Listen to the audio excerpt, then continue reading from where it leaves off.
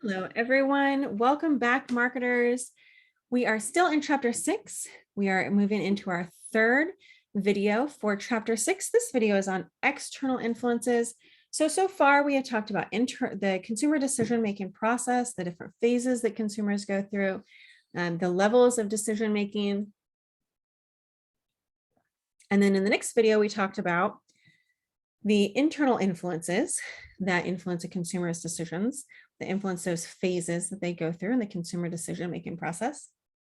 And now we're going to move into external influences.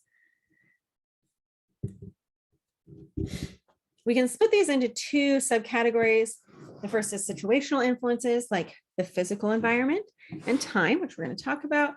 And then the second is social influences, things like culture, social class, gender roles, etc. All right, so let's talk about situational factors. This is the first subcategory of our external influences. Situational factors are going to shape our purchase behaviors, typically in terms of two key things: time poverty, and then the physical environment that we're in. So time poverty is this idea that we feel busier and busier, and we just feel like we don't have enough time for all the things that we need or want to do. So there are a lot of different companies that actually have tried to create products and services that help with the idea of time poverty. This could be things like Walmart's grocery pickup. This became immensely popular during the pandemic, but really had grown in popularity before that. This particularly catered to families, two-parent households where both parents work, which is about 67%, maybe a little bit more, 67+% of two-parent households where both parents work, or single-parent households. And just with that type of family environment, there's just not as much time to, spend the afternoon grocery shopping. And so Walmart's grocery pickup really caters well to those groups of consumers. And then we have the physical environment and sensory marketing. And so this is going to be the actual physical environment you're in when you make a purchase. It could be that we as marketers understand that the physical environment that consumer wants for certain purchases is going to be sitting on their couch. Okay. And so some consumers just really want to be able to order most of their things online. We still have a lot of people who like to go into stores. And you'll notice when you go into stores that there's a certain temperature, that there is certain music playing, that the store is laid out in a very particular way. You may notice that the things like milk and oftentimes bread are located towards the back of a grocery store. That's because that is a very standard product that most consumers want, but they want to force you to walk all the way through the store and see all those other products before you get to the milk and the bread. You'll also notice that a lot of times the produce section is right at the front of the store. Okay. One of the reasons we like the produce section at the front of the store is because it's pretty. It is an aesthetically pleasing thing for a consumer to see as soon as they walk into the grocery store.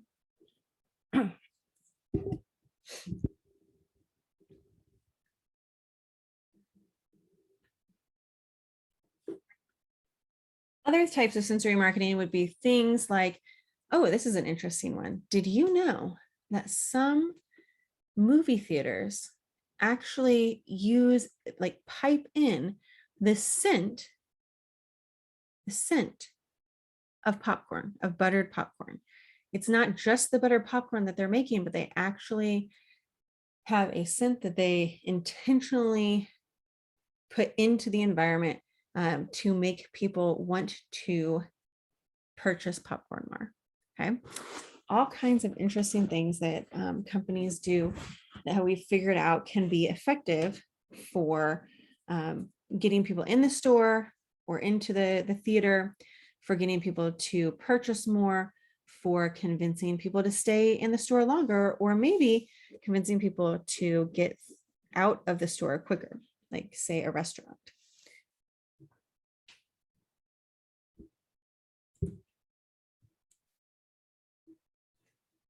Now, when we think about social influences on consumer decisions, we have a variety of different social influences.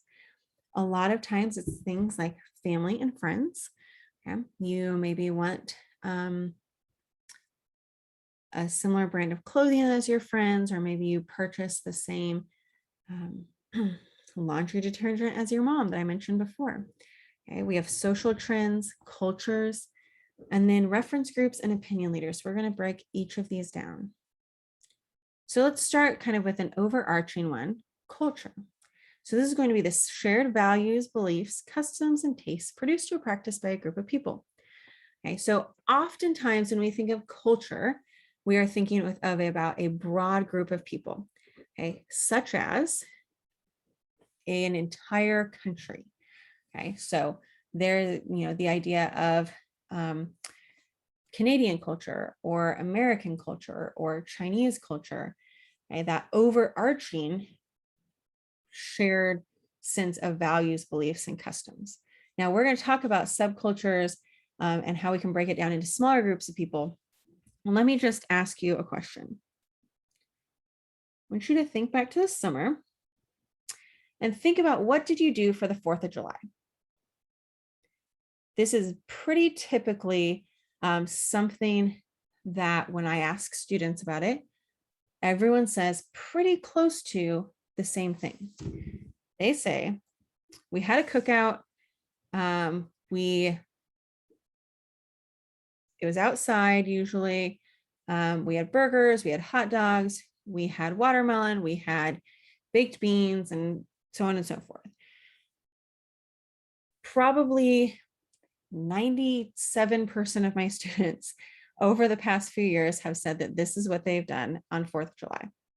It is an American cultural holiday where everyone in the country tends, not everyone, but generally tend to do the same thing.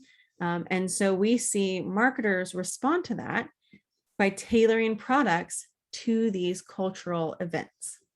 This can also include other rituals such as weddings and funerals.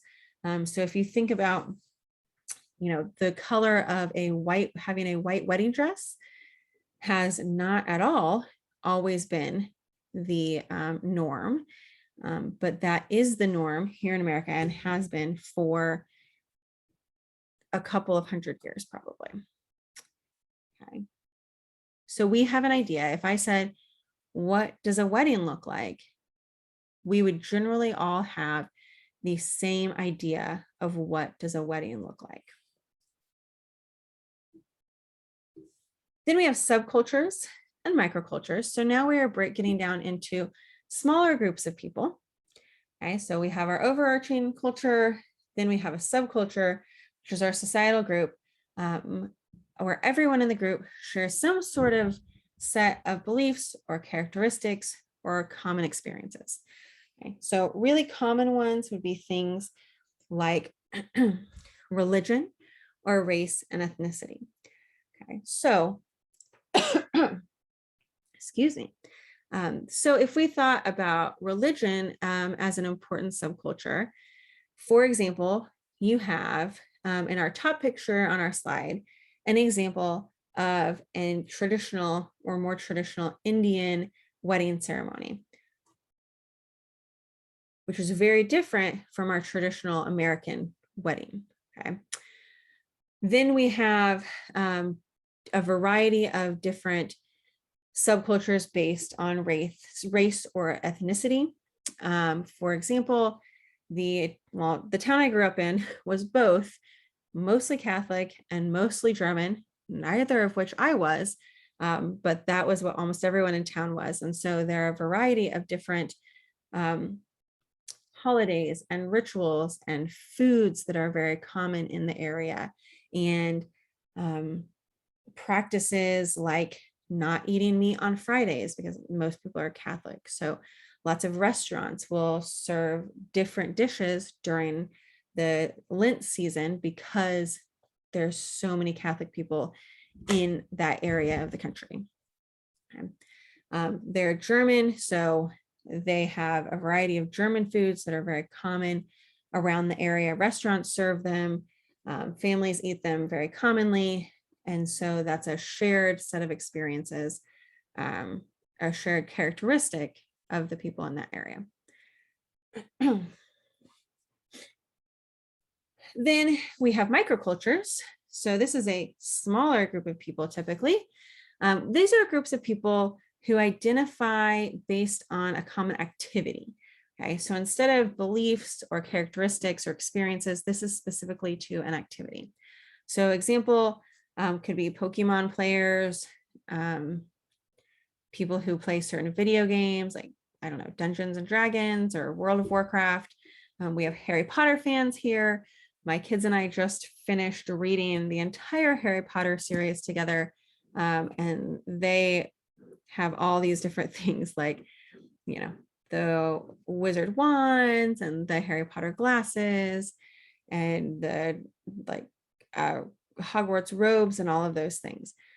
Right. So these types of both subcultures and microcultures really do influence what people purchase. And then the other example of a microculture would be people who either went to or are fans of a particular college. Colleges really, really encourage the existence and growth of microcultures, right? They want you to identify as a Spartan and for that to be part of your identity.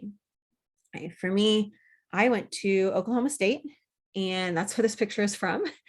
And at Oklahoma State, we identify as cowboys, and they go through to great time and extent and expense to bring students into that microculture.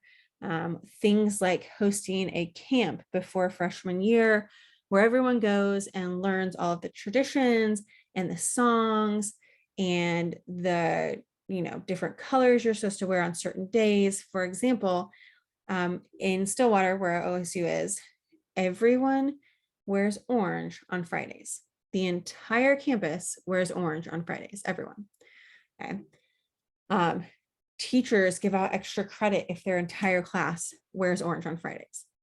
So there is a lot, companies and groups, authors, universities really do try to encourage these microcultures because they know that it can truly and very much influence people's purchasing decisions. And then we have opinion leaders. So opinion leaders are going to be people, individuals who influence the attitudes and behaviors of others. Okay, so typically an opinion leader would have these characteristics. They would be really interested in a certain product category. These are not people who are like jack of all trades or know a lot about everything usually, but it's typically specific to a category. They are very knowledgeable. They're interested, but they're also very knowledgeable about the category, and they're constantly updating that knowledge and making sure they stay on top of things. When they give people information about the product category, they're not just praising everything. They typically will be both positive, and if there's negative information to give, they'll be honest about that too. And lastly, they are usually among the first to buy new goods in that product category. Okay, so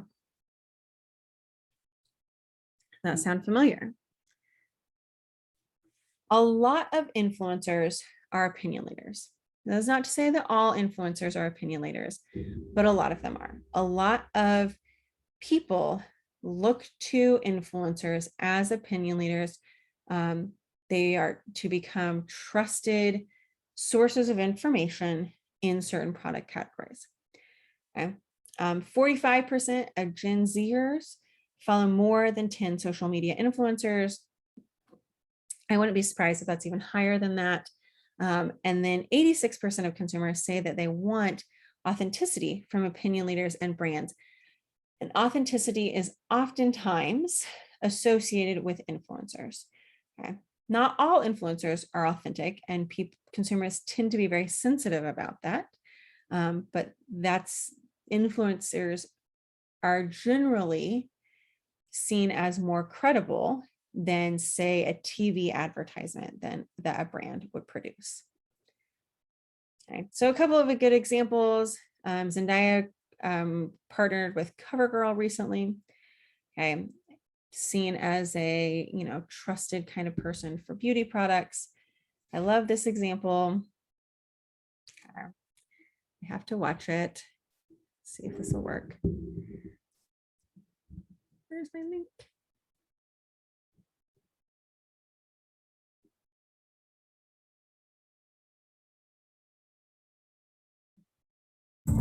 It's time to help people customize and save with Liberty Mutual.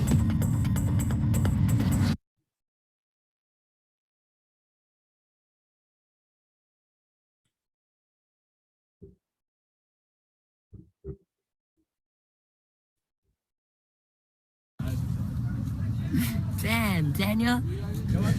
Damn, Daniel. Damn, Daniel. Damn, Daniel. Back at it again with the white van. Damn, Daniel. Damn, Daniel. Damn, Daniel. Damn, Daniel. Damn, Daniel. Back at it again with the white vans. Thirsty, man. Damn, Daniel. Okay, so I love this example. This is back in 2016, the Damn Daniel video that went wildly popular.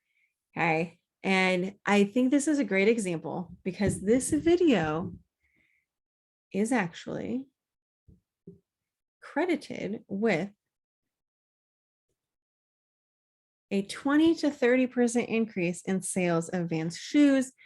And in addition, the sort of pair of guys that made this video were named in the 30 most influential people of 2016 by Time Magazine. That's nuts, okay? That you made a 30-second video and became one of the 30 most influential people of the year and caused a really dramatic increase in the sales of Vans shoes, okay? So I use this example just to illustrate that influencers and opinion leaders truly do influence people's purchases. Okay, so I want you to just think for a minute about a few influencers that you follow or that you are familiar with that you feel like influence your purchases.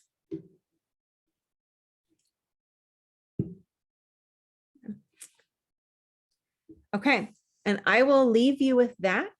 That is the end of this chapter. We talked about a lot of different influences on consumer decision making, both internal and external. We talked about the kind of the main ones, but there are a wide variety of other things that can influence decisions by consumers. But these were kind of the top most important ones for us to learn about this year. And so I'm going to leave you with a challenge to just think about the most recent big purchase, extended decision-making purchase, and try to think if you can identify some of the influences, the factors or that influenced you to purchase whichever brand or product that you ended up purchasing for that extended decision-making situation. All right, everyone, that is the end of our videos for chapter 6. I will see you back again for chapter 7.